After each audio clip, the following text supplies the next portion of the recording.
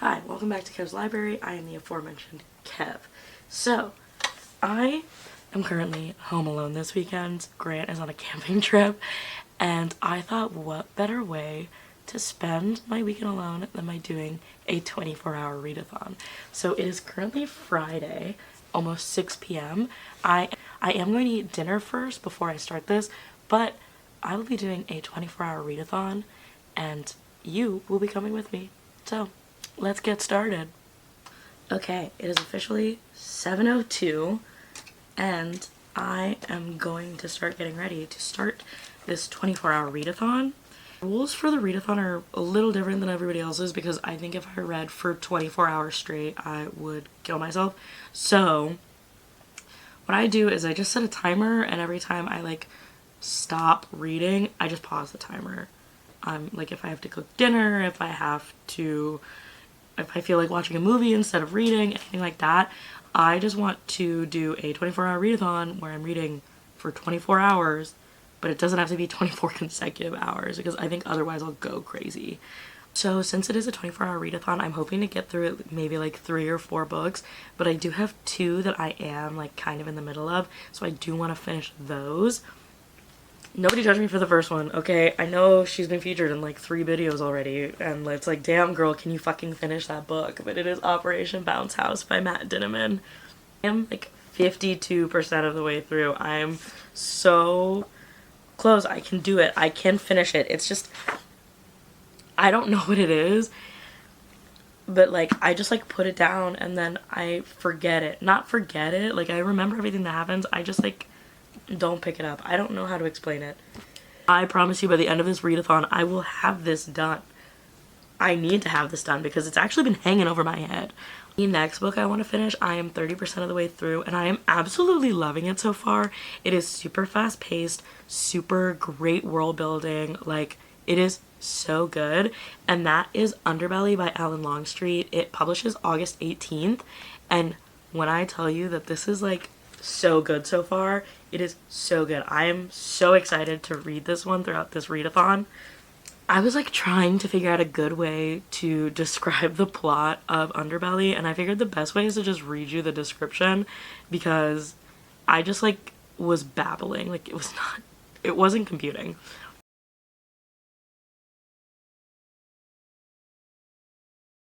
What this doesn't tell you is that it is multi-POV, and multi-POV is so good because it's you're kind of just dropped into this world without any real explanation because nobody has the full explanation, or at least nobody that you get the point of view of has the full explanation of what this world is, what's going on, etc., etc.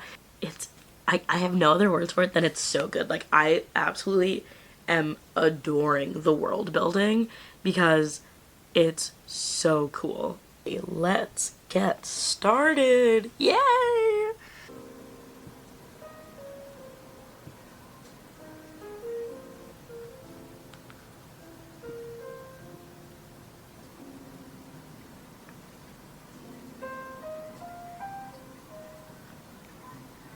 So it's actually the next morning, so it's now Saturday morning. I don't know what happened last night, but I just out of nowhere got what I can only describe as it felt like an allergic reaction.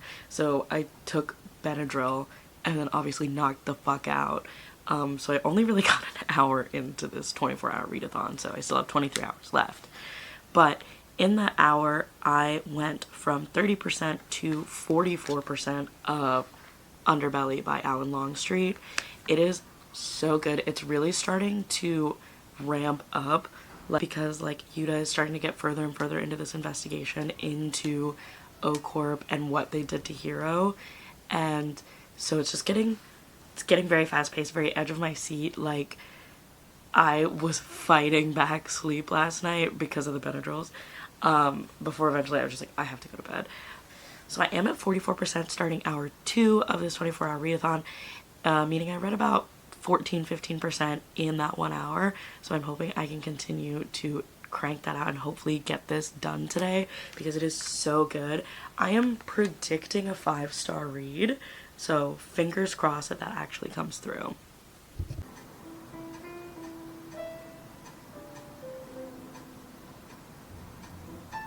hour 2 of the 24-hour readathon is done. I am currently at 64% of Underbelly by Longstreet. Y'all, it is getting crazy. It is so, oh my gosh, I'm so excited to figure out what the fuck is going on, and for all of the like people, all the bad people in this to get their comeuppance, which I'm hoping is coming. So yeah, I am at 64%, which means that I read about 20% in the last hour, so let's keep going.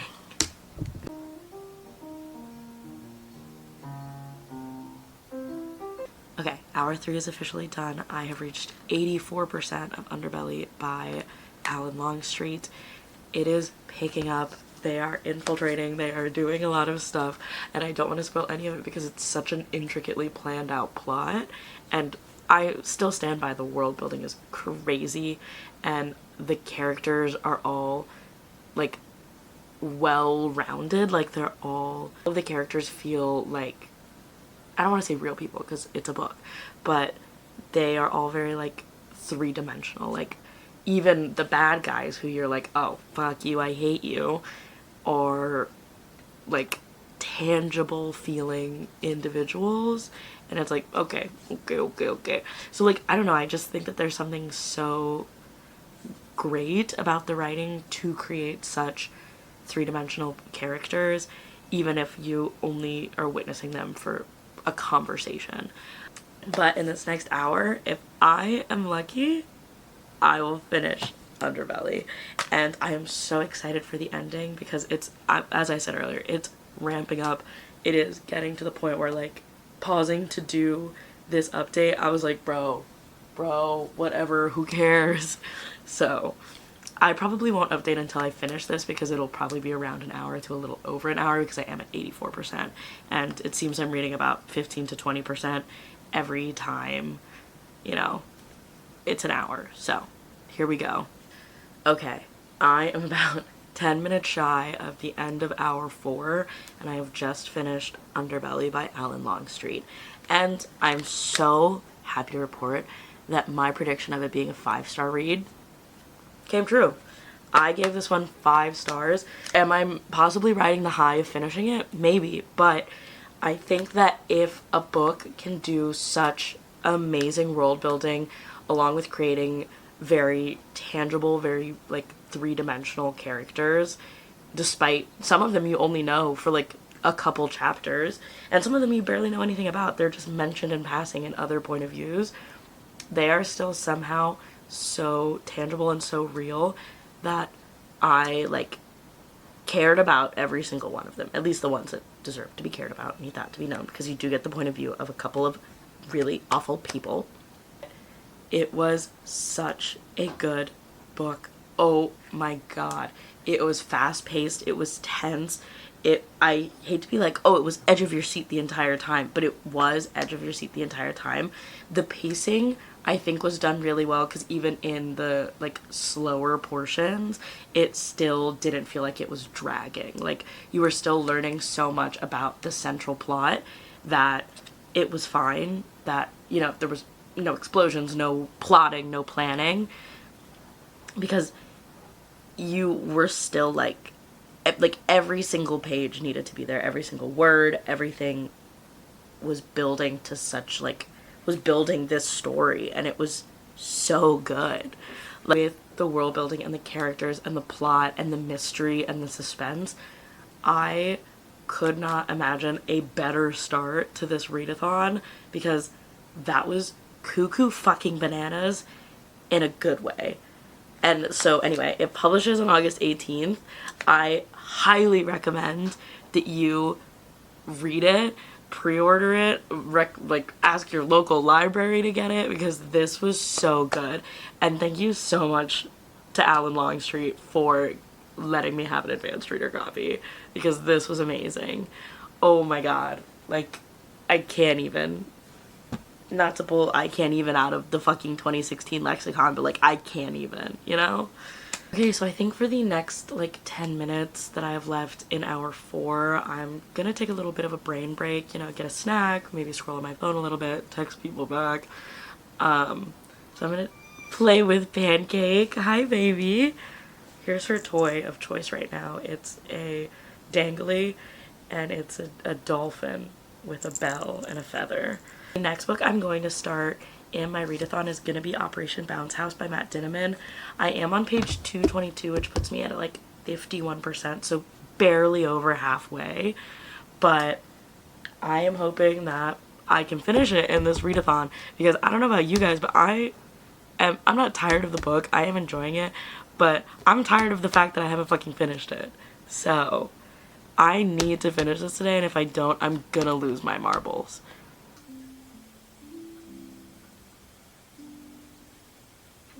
Has it only been 10 minutes of hour 5? Yes. However, I'm hungry. I'm going to put together lunch, which luckily for me, lunch I made last night. I made it for dinner, and I was hoping I would have at least 2 portions, and I think I at least have like 4. But so I don't get tired of it. I don't want to, you know, eat it for every single meal, so I'm also gonna prep dinner.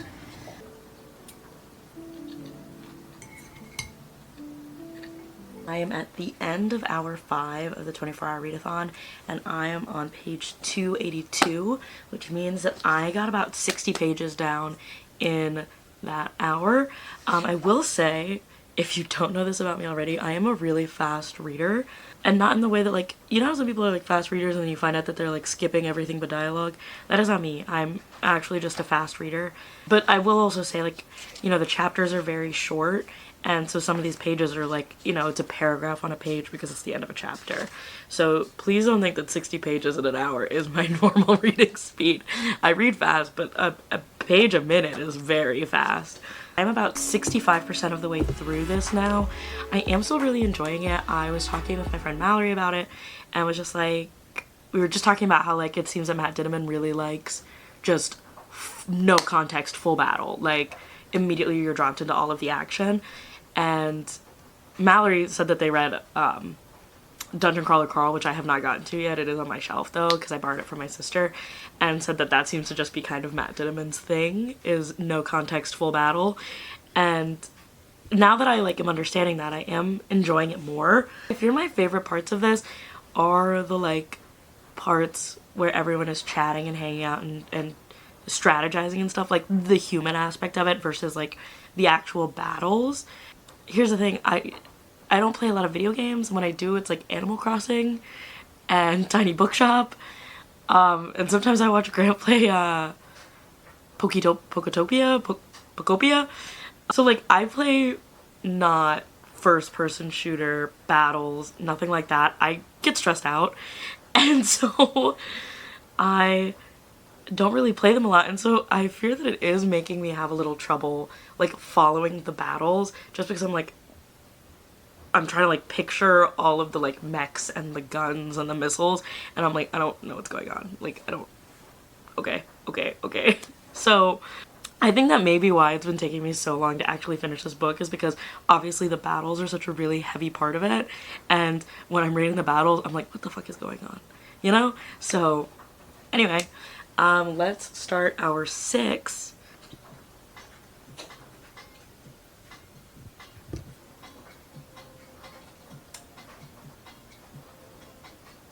One of the mechs has a fuzzy cat head with a princess tiara, and I know enough about Dungeon Crawler Carl to wonder if this is a Princess Donut reference. There was a song mention in Operation Bounce House, and so obviously now I have to play it while I'm reading. Okay, I've just finished hour 6 of my 24-hour readathon, and I am on page 354.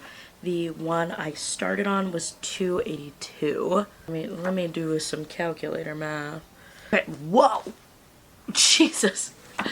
Okay, so that means I read 72 pages in an hour apparently. Which I think is insane, because actually, here's the thing, I don't think I've ever timed myself to see how fast I could read and how many pages I could read in an hour, especially when you're hitting like the climax of a book, like I'm almost done. Apparently I read really fast. That's crazy. I'm sorry. I'm like actually floored at the idea that I read 72 pages in 60 minutes. I do think that in this next hour, because this is how much I read in the last hour, and this is how much is left, I might be able to finish this. I'll probably just hold off checking in until I finish this, no matter what, how long it takes me, whether it takes more, like if it takes more than an hour. All right, 72 pages. I'm fucking floored.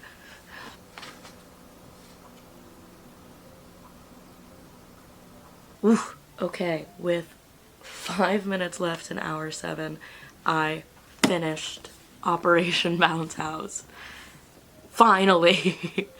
I started this reading session on 354, and there are 437 pages.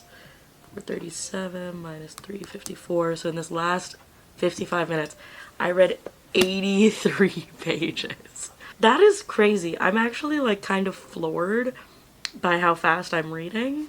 I think what's flooring me the most, and obviously like you guys don't know, you're not sitting here reading it with me, is that I read everything. It's not like I skip paragraphs or dialogue or anything like that. I read everything. So the fact that I'm reading 70 to 80 pages every hour is kind of cuckoo fucking bananas. Okay, I finished Operation Bounce House. Crazy. It was absolutely crazy. I'm still trying to like wrap my head around the ending. I feel like it does have kind of like an open ending in terms of one storyline, one possible plot. And I do kind of like that it's an open ending because I'm like, okay, well, like, what are they gonna do? This was crazy. Oh my god.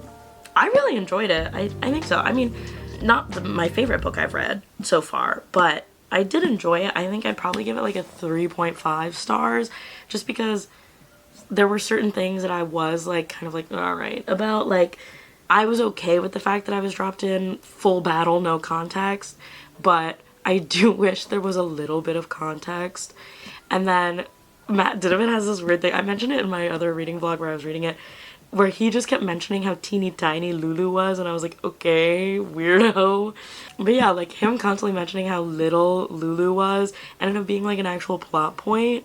And I'm like, okay, so that was like what, Chekhov's teeny tiny Lulu? I finished it. I'm so proud of myself because let's all remember that I started this at the end of June. It's not the beginning of August. So it did take me about a month to read. Okay, I figured that because I'm doing a 24-hour readathon and this is basically trying to get books off of my physical TBR, it was time for the inaugural use of the TBR board game. So I have a D9 dice. Let's roll and find out what kind of vibe I'm starting with. My little piece to move is this little LPS. It landed on 9. 1, 2, 3, 4, 5, 6, 7, 8, 9. C. Okay. So landing on C means that now I have to pick a book whose title starts with the letter C. So let's go look at my bookshelf. So I have these two bookshelves. This one is like a bunch of standalones. This one is all series, and then I do have 2 carts that you can't see because of the angle. Hold on, let me show you.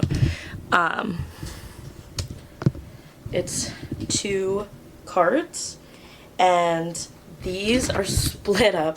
So it's 2 carts. This is all like murder mysteries and thrillers, and this one is all books that I can 100% confirm were written by a like diverse author. So, woo, let me fix that. So what I mean by like can confirm they were written by a diverse author, one of my reading goals is that I think like at least 50% or 75% of my reads are by a diverse author, which I've classified, because it's based on everyone's preference, I classified it as a BIPOC person or a queer person or a disabled person, and that's stuff that like I can confirm. Obviously I'm not going to go digging into authors' sexualities or disability status because that's like kind of fucked up.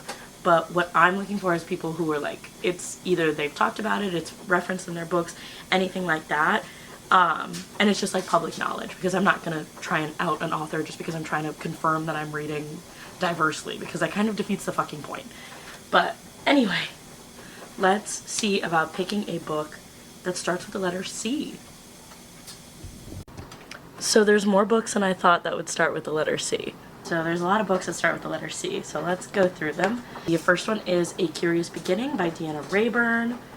This one is the first in a Veronica Speedwell mystery series. Then we have The Cruel Prince by Holly Black. The City We Became by N.K. Jemisin. Carry On by Rainbow Rowell. I've actually read this one, but I haven't read it in years. Like, I think the last time I read it was when I was in high school. So I did put it on here as like kind of an unread so that I can read it and then actually maybe finish the series. There is Campfire by Sean Sarles, excuse me. The Compound by Aisling Rao. Am I pronouncing any of their names right? Cell by Stephen King. Circe by Madeline Miller. The Candy Makers by Wendy Mass. I've had this one on my shelf since I think I was in middle school because I'm 100% sure it's a middle grade book. This next one, I'm gonna preface it. I love to go to library book sales and grab random fucking mass market paperback romances because I think they're hilarious and because why not? And so I have Country Cousin by Jacqueline Gilbert. They're not cousins. I need that to be known, okay? They're not cousins. She's like in love with this guy and then he proposes, but it's to her sister, and then she falls in love with somebody else. They're not cousins. I need that to be known. Nicholas Sparks' The Choice. Cyrano de Bergerac by Edmund Rostand. The Classic Works of Horror by Edgar Allan Poe. I'm not really sure this counts because it is like an anthology and it's called The Classic Works of Horror. That's why it starts with a C. Holy shit. This book has a splinter. Look, I was just looking at it. It has a splinter. Oh my god. Look, I just pulled it. I just pulled this out of the cover of this book and it like lodged itself between the inside and the outside. That's I didn't know books could get splinters. Continuing on, Compound Fracture by Andrew Joseph White. And finally, The Cartographers by Peng Shepherd. So I'm gonna read the little synopses of all of these books and then decide which one I'm in the mood for. The book I decided to read next for my 24-hour readathon is Compound Fracture by Andrew Joseph White. In this one you follow Miles, who has like uncovered a conspiracy basically in his town where the sheriff is like covering up this accident that he caused that killed several people and injured his father. And because obviously it's the sheriff, there are people who want to kill Miles for what he knows. And then there are ghosts also. I'm really excited to read this one because I love Andrew Joseph White's writing. I read The Spirit Bears Its Teeth and You Weren't Meant to Be Human, and both of them were 5-star reads for me just because I love how Andrew Joseph White writes horror. Like, I feel like he doesn't pull any punches, which I personally really like, and he leans a lot into like body horror and gore, which I also really enjoy. So I haven't read this one yet and I am excited to read it. It is signed.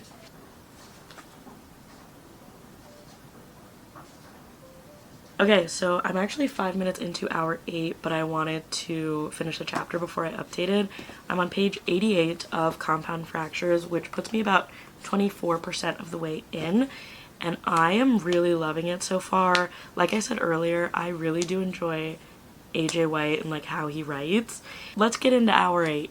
I interrupt this readathon to bring very exciting mail news. So Elizabeth from On Elizabeth's Bookshelf on Instagram profile, she first of all is amazing and I love her, and she had posted about making these cookies on her Instagram a couple weeks ago and they sounded so delicious that I mentioned them, and because she's beautiful and amazing and the best person ever, she made me some because she was already making more. She was like, oh, I'm making more, do you want me to send you some? So she sent me cookies. Look at them. I need it to be known that I have already eaten one. They are the most delicious cookies I've ever had in my life. They are brown butter salted pretzel chocolate chip cookies and they're so good. And then on top of that, she wrote me the sweetest note and the cutest little card. And if you don't know Elizabeth, she loves collecting these prints from this one specific artist who does like those mini twisty things, like, you know, the ones where you put a quarter in and you twist. And she had duplicates, and so she gifted me some, which I am so happy about because they're the cutest ever. So here's a hot dog. Oh my god, focus on the hot dog, not me. Tulips. Fern. Rabbit. And this is my favorite. Apple car. Aren't they? They're so cute. I'm so excited. I will either like get a frame and have all of them in there, like, you know, like a little, like a photo wall collage thing, but it's in one frame, or I'm gonna use these as bookmarks because I love them. I haven't decided yet. Well, I guess we'll see what happens. Anyway, Elizabeth, if you're watching this, which I hope you are, because hey girl, thank you so much. I am so excited. I'm gonna destroy these cookies and keep an eye on your mailbox. Okay, we've wrapped up hour 8, and in that time I got to page 180 in Compound Fracture, and that means that I read 92 pages in this last sitting. Remember when I was reading Operation Bounce House and I said that 83 was going to probably be the highest amount of number of pages I read in an hour, and then I hit 88 in the first go of this book, and now I'm in 92 in the second hour of this book? Yeah, I remember that too. I'm actually like floored that I read this fast. I will admit, like, some of these chapters and pages are just like one line. So like that is propelling me forward a lot, I think. But I am still just like kind of shocked. Anyway, I am gonna take a bit of a break because I have made dinner. Hold on, let me get a better shot. Dinner. I even included a vegetable. Isn't that exciting? But I made dinner. I'm probably gonna put on like a movie or a TV show to eat and just not read. Maybe give myself a reading break so I don't get too burned out. But yeah, anyway, I'll let you know when I'm back. I clipped my bangs back because they were overstimulating. But I am about to start hour 9 in my 24-hour readathon. I am starting on page 180 of Compound Fracture by A.J. White. It's about 50% of the way through. Let's see how far I get in the next hour.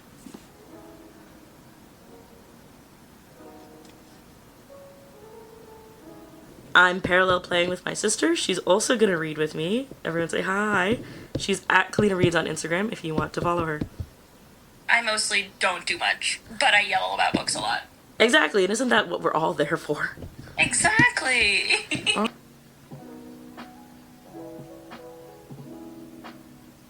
Okay, I finished hour 9, and then I ended up talking to my sister over FaceTime, and my other sister came home, so I talked to both of them for like another hour, 2 hours, whatever. But I finished hour 9, and in that hour I got to page 286, which means that since I started on page 180, we've hit a new record, folks. I read 102 pages. I think is what it said. No, that's not right. It was 106. But that's my new record, 106 pages in an hour. And I am still like actually really floored by that. That feels like an insane number. But anyway, it is like 11, so I'm probably gonna get ready for bed and lay in bed. I'm not sure if I'm gonna read for another hour because I don't know. My sleep schedule has been really good recently, and so I don't want to like mess it up by staying up late for this readathon. So I might just read, maybe not for a full hour, but I'm still gonna set the timer to go. And we'll see how much I read before I go to bed. Hello, good morning. It is the next morning. Do you remember when I said that I was gonna go to bed and not stay up and finish Compound Fracture?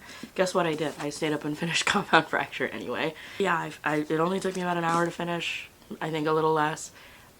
So that was hour 10 of the readathon, and it was 82 pages to get from where I left off on page 286 to the last page, which was page 368. But finished this one. Guess what, guys? Another 5-star read. It was so good. I think I say this a lot when I talk about A.J. White books, but like his writing is so like visceral, for lack of a better term. Anything that's like gore, body horror, gross shit, he doesn't really shy away from. I mean, obviously this one, it is a young adult novel, so it's not as graphic as like You Weren't Meant to Be Human, which was his adult debut. but he doesn't tend to shy away from the gross and the nasty, which I personally enjoy because I like the gross and the nasty in books. I'm looking at, you know, how much time is left. I finished hour 10, so I have like 14 hours left in the readathon. I don't know if I'm gonna be able to do 14 hours today because I have to like feed myself and all that shit. And I just also have like other shit to do with the Sunday. So like I probably won't even actually do 24 hours of reading. I probably could have if I hadn't had that weird allergic reaction. And you know, if I didn't spend like an hour and a half talking to my sisters. But also, who gives a fucking gap? This is my fucking content. And it's my life, and I'd like to live my life in a way that I enjoy. And so if me attempting to do a 24-hour readathon means that I don't actually do a 24-hour readathon, who cares? So, it's time to pick a new book, which means it's time to roll again. I was talking to my sister, and I called this a D9. It's a D10, because she actually plays, hello, thank you. She actually plays Dungeons and Dragon, and I just looked for like the highest number, which was a 9, and she was like, oh yeah, the 0 on there is 10. They just didn't want to put 2 numbers. I was like, oh. So it's a D10 actually, sorry. Alright, if you remember, we obviously landed on C, and that's what gave us compound fracture. 10. Alright. 1, 2, hi pancake. 3, 4, 5, 6, 7, 8, 9, 10. Oh. I was kind of hoping it wouldn't land on this. It says a nonfiction. Okay. I know exactly what nonfiction I'm gonna read because I started it in May and then I never finished it, and it's just been sitting on my bedside table mocking me for not finishing it. Let me go grab it. Alright, so the nonfiction I'm talking about is Murderland, which the little subheading is Crime and Bloodlust in the Time of Serial Killers. This one is a nonfiction about how the like pollution in the environment could have caused some of the, you know, biggest serial killers that we know about, like Ted Bundy, could have caused something to go wrong in their brain, because it's like a lot of them are from like the same era, and a lot of them are from like similar areas geographically, and so the author is going to look at like how pollution could have affected, you know, their brains. I'm on page 90, because I started this back in May, and I was really enjoying it. My issues with it, I didn't really have like issues per se, but it did kind of feel like I was just getting like a history lesson more than actually diving into like the serial killers and how like their brains were affected by pollution, because it would kind of just go through like, ooh, it's the 70s and here's this pop culture thing that everybody knows about, and also Ted Bundy grew up on this street, and it's like, okay.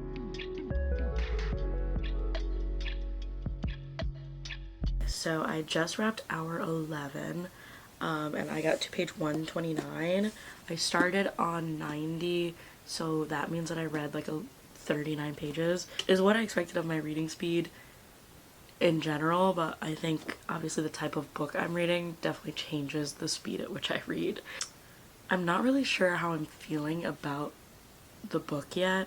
I think just because it's not what I was expecting, because it's just organized weird in my opinion, because it's like you'll get like 3 or 4 pages talking about the smelters that are like pumping toxic metals into the air, and I'm like, yeah, okay, this is talking about the environment stuff, and we're gonna talk about, you know, how this affects it. Like, I think I'm expecting more talk on like the effects of all of this toxic pollution and all of that, but it kind of just like talks about the toxic pollution and how the like companies aren't doing anything about it, and then you'll get a couple pages that are just like full of that information, and then in the middle is a random paragraph of like, well, so Ted Bundy was doing this.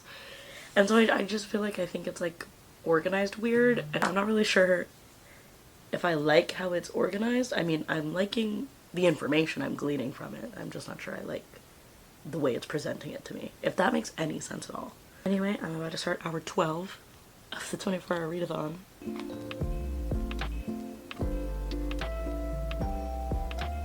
Another thing that I get confused about in this book is that they'll just randomly drop in information that I think I'm like, what does this have to do with anything? Like, they're like, oh, but elsewhere on this date, somebody died. And I'm like, okay. I think they're supposed to be like a important person to the culture, but here's the thing: they give you like no context on who this person is. Like most of the time, it's like people you get. Like they mention like Martin Luther King Jr. getting assassinated and Nixon and all that stuff, and then randomly they'll just throw in a person and then be like, yeah, here, and they'll talk about them at the same level as Martin Luther King Jr. and Richard Nixon, and it's like, I don't think this person is as important as you think they are to the culture, at least. Okay, so I just finished hour 12 and about to start hour 13, and I got to page 169 from 130, which is about 39 pages. Seems to be my pace for this book. I mean, my previous clip kind of talked about it, where it's just like randomly, I feel like we're just like off on a tangent, and I'm like, what is this in reference to? How is this relevant? It's interesting so far. Learning some interesting things. It seems I'm in a chapter that is more about serial killers than it is about the environment, so wish I could tell you why, wish I could tell you how this is organized. Unfortunately, I'm not really sure.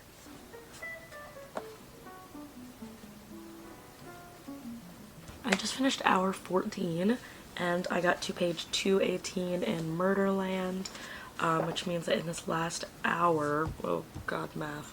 In this last hour I read 49 pages of Murderland. I'm still enjoying it. I mean, like, I'm enjoying the information it's providing me and everything. I do think sometimes I'm like the author will like insert parts about her life and I'm like, girl, no offense, but who gives a gaff? Like, who cares that your dad is a Christian Scientist and thinks that you shouldn't buy things? How is this relevant to what we're talking about? I think I'm gonna take a little bit of a break, eat, maybe watch something on TV. Just like an hour break. Like I have the time. But once again, if I don't actually do a 24-hour readathon, who gives a gaff? Because surely it's not me. Okay, so I took a little bit of a longer break than expected, but also it's my readathon and I'll do what I want. I am on page 218, which I think is a little less than halfway through. I think if you look at that, it's maybe like 45% of the way through. So I'm hoping that I can at least maybe get to like 75% today.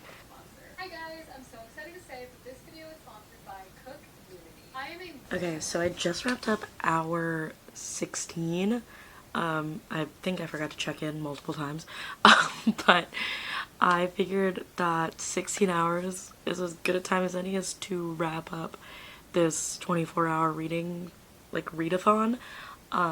Well, I didn't read for 24 hours straight. That's just the way life is, and you know what? I'm happy with what I achieved during this. So let's do the wrap-up, shall we? So in 16 hours, I finished Underbelly. I read about 70% of this during the readathon, and this was a 5-star read. I also finished Operation Bouncehouse by Dinniman. I read the last about 50% of this, and I gave this one like 3.5 stars. And then I started and finished yesterday Compound Fracture by A.J. White. This was another 5-star read. And today I have continued reading Murderland by Caroline Fraser. I am a little over halfway through it, and that is the last book that I read during this readathon. I was able to use my TBR board game for the first time, which I was really excited about. And I'm really looking forward to continuing to use it as I continue to read through my physical TBR, because it is getting out of hand. Anyway, that wraps up this readathon. Thank you so much for tuning in. I hope you enjoyed. If you saw any books that you'd like to chat with me about, feel free to leave a comment, message me on Instagram. I'm at kevs_library, wherever you'd like to find me. And yeah, thanks for tuning in. Smoochies.